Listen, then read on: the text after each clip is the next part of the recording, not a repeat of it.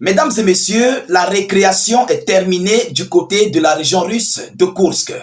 Le chef d'État du Kremlin, M. Vladimir Poutine, vient de briser tout son silence et a décidé de trancher à cette grosse demande que son homologue américain, M. Donald Trump, a envoyée ces dernières heures concernant la vie des soldats ukrainiens du côté de la région russe de Koursk. Alors, pour ceux qui n'étaient pas là au parfum de cette actualité, M. Trump avait émis des pardons. M. Trump a supplié, il a demandé pardon à M. Vladimir Poutine d'épargner des vies de ces soldats ukrainiens qui ont été encerclés du côté de cette région russe de Koursk et qui sont déjà même d'ailleurs d'autres sont capturés, d'autres se rendent, d'autres sont encore en train de faire la tête dure parce qu'ils ne connaissent pas le sort qui les attend. Et M. Donald Trump est allé au-delà pour dire que si Vladimir Poutine les envoyait au repos éternel, ça devait être le pire repos éternel qui risquerait de dépasser lors de la Deuxième Guerre mondiale. Nous savons ce qui s'était passé à la Deuxième Guerre mondiale. Des milliers de soldats étaient tombés, des milliers, allemands comme russes, des milliers de soldats étaient tombés. Mesdames, mesdemoiselles et messieurs. Alors, si Vladimir Poutine le fait à Koursk, il dit que ça va dépasser ce qui s'était passé lors de la Deuxième Guerre mondiale. Mais Dieu merci, Vladimir Poutine est sorti de son silence et a décidé de répondre. Mais qu'est-ce qu'il a dit? Monsieur Poutine a répondu positivement, mais il a donné ses conditions. Mais ce sont des conditions que nous ne savons pas. Si l'État ukrainien va respecter, va accepter ces conditions avec ses alliés de l'Union européenne et de l'OTAN, est-ce qu'ils vont accepter? Et aussi, bien sûr, si M. Donald Trump va aussi, de son côté, accepter avec son administration, parce que la condition en question parle d'elle-même. Mesdames, mesdemoiselles et messieurs, alors, qu'est-ce que la Russie nous dit par rapport à cela? Qu'est-ce que Poutine a envoyé comme message à son homologue et quelles sont les conditions? Mettez beaucoup de j'aime, partagez la vidéoconférence au maximum partout à travers le monde, que chacun se rassure de partager cette vidéo au moins dans 10 groupes. Dans 10 groupes, je dis bien. Oui, il faut fermer la bouche de Volodymyr Zelensky. Aujourd'hui, il est muet, il ne parle plus. Face à cette situation, Zelensky ne se prononce pas parce que c'est en sa défaveur. Les médias otaniens n'en parlent pas. Mais comme nous avons notre télévision, nous allons relayer l'information à l'échelle internationale. Mesdames, mesdemoiselles et messieurs, abonnez-vous pour ne plus rater nos prochaines vidéoconférences et allons-y dans les profondeurs. Alors, selon les informations officielles, M. Vladimir Poutine est attentif à toutes les questions soulevées dans le dialogue rétabli avec l'administration américaine. Qui le dit? C'est M. Yuri Ushakov. Ça, c'est le conseiller diplomatique de M. Vladimir Poutine qui relaie l'information à l'échelle internationale.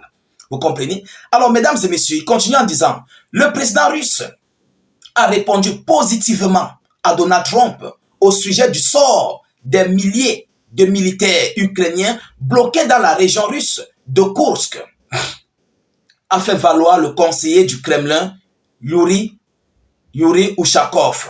Alors, il ne s'est pas arrêté là, mais il est allé encore plus bas dans les profondeurs. Il dit, je cite, « Le signal du président américain a été entendu. Le signal a été entendu. Les Russes ont écouté. Vous savez, l'administration russe reste aux aguets de toute information qui circule. Du côté de Washington, du côté partout à travers le monde d'ailleurs. Partout dans le monde.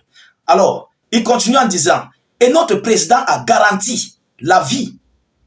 Il a garanti la vie et les traitements décents des militaires ukrainiens. Donc la Russie garantit leur vie sauve. Ouais, Vladimir Poutine a décidé de garantir leur vie sauve. Mais quelle est la condition pour garantir leur vie? Alors, si, bien sûr, Kiev leur donne l'ordre de déposer les armes et de se rendre. Si Kiev, lorsqu'on parle de Kiev, c'est Zelensky et son commandement militaire. Si Kiev leur donne de l'ordre de déposer les armes et de se rendre vers qui? Vers les mains de la fédération, vers les mains des forces armées russes. Voilà la grosse partie où on ne sait pas si l'Ukraine va accepter, si les alliés de Volodymyr Zelensky vont accepter. Ils doivent déposer les armes. Toutes ces armes, les Russes vont les récupérer. Que ce soit des véhicules blindés, des chars, des canons automoteurs, des armes tout type, les munitions, tout, ils doivent déposer, remettre aux mains des forces armées russes et de se rendre aux Russes en tant que prisonniers de guerre. Oui, mesdames et messieurs, selon les lois des conflits, vous comprenez, parce qu'il y a une loi des conflits qui le dit. Lorsque déjà les gens déposent les armes, vous devez les prendre, vous les gardez en tant que prisonniers qui vont servir des échanges. Parce que les Russes ne peuvent pas les laisser partir du côté ukrainien. Impossible. Ils iront renforcer la ligne de front, le chaudron, du côté de la zone de Pokrovsk, du côté du Donbass. Et Vladimir Poutine veut cette localité-là. Donc, ça va leur servir d'un renfort du côté de Pokrovsk. Est-ce que vous comprenez? Alors, mesdames et messieurs, il a également tenu à souligner que le dialogue avec Washington est mené de manière régulière à travers plusieurs canaux. Le dialogue avec les États-Unis d'Amérique se passe en fait très bien. Globalement, ça se passe bien, selon les informations. Alors voilà ici les conditions que la Fédération de Russie, plus précisément Vladimir Poutine, a envoyé comme message à M. Donald Trump et à Volodymyr Zelensky, parce que c'est une information qui part à l'échelle internationale. Et alors où je vous parle, l'Ukraine a capté l'information. Mais alors, on se pose de multiples questions. Est-ce que Zelensky va accepter d'admettre que ces soldats qui ont des armes, des véhicules blindés, des chars de combat et tout ce qui s'ensuit, je ne peux pas en citer, des drones et tout ce qui s'ensuit, rendent cela à la Fédération de Russie et se rendent eux-mêmes en tant que prisonniers de guerre aux Russes? Voilà la grosse partie où l'on ne sait pas encore ce qui va être pris comme décision du côté de Kiev. Mais en tout état de cause, Vladimir Poutine a répondu. Oui, il a répondu et la balle, à l'heure actuelle, se trouve du côté du camp ukrainien. Parce que ce n'est pas Donald Trump qui donne des ordres. Ah oui, Donald Trump peut donner des ordres. Volodymyr Zelensky rejette parce que ce sont ses troupes. Et lui, il travaille avec les alliés européens. Avec tous ces milliards qu'on a investis sur ces armes. Avec tout cet argent que l'Union européenne, l'OTAN, a donné à Kiev, des chars, des blindés, tout ce qui s'ensuit, vont se retrouver entre les mains de la Fédération de Russie. Et qui vont servir ici à une très belle exposition du côté de Moscou. Oui, la Russie va exposer ça. On avait pris ça sur les prisonniers de guerre qui avaient été capturés du côté du front, qui ont rendu. Ils vont faire une exposition majeure parce que ce ne sont pas des petites armes. Ce sont des chars, des équipements lourds, tout ce qui s'ensuit. Est-ce que vous comprenez? Ce sont des milliers de soldats. Donc, des milliers de soldats vont en même temps avec leur armata de combat.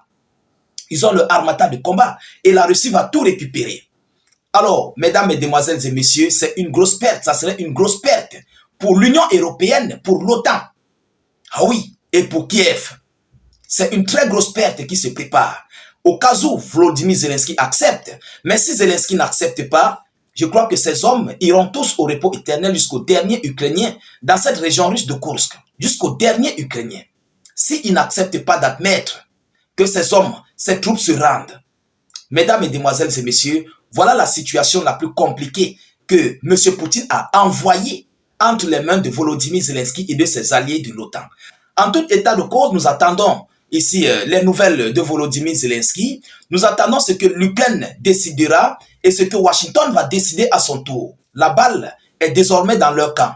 Partagez au maximum la vidéoconférence, mettez-la partout à travers le monde et surtout mettez beaucoup de j'aime et suffisamment de cœur. N'hésitez pas s'il vous plaît de mettre beaucoup d'avis en commentaire. Abonnez-vous pour ceux qui ne sont pas encore abonnés à nos multiples canaux de réalisation. Cela vous permettrait bien sûr de ne plus rater nos vidéoconférences et d'être à la une de l'actualité internationale. Mettez beaucoup de j'aime. Je vous reviens tout à l'heure pour une prochaine série d'actualités. Soyez encore salués une fois de plus. Ciao, ciao.